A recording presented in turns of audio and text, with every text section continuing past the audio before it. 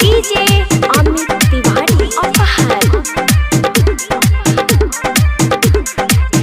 जब से गबना करा के सैया लाइल बा मजा महारेला सखी खखुआइल बा मजा महारेला सखी खखुआइल बा। जब से गबना करा के सैया लाइल बा मजा महारेला सखी खखुआइल बा।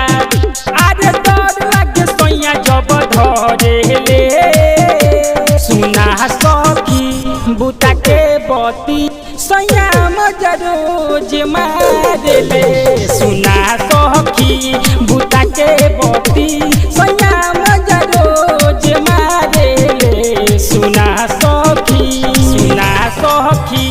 बुता के बती सैया मजा रोज मारेले सुना डीजे सखी। अमित तिवारी अपहर।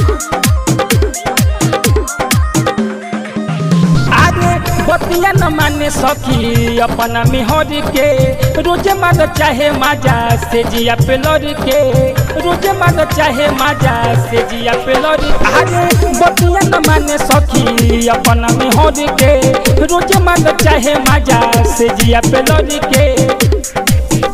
अरे ऐसे ऐसे हम के सतावेले सुना सखी बुता के बती सैया मजा रोज मारेले सुना सखी बुता के बती सैया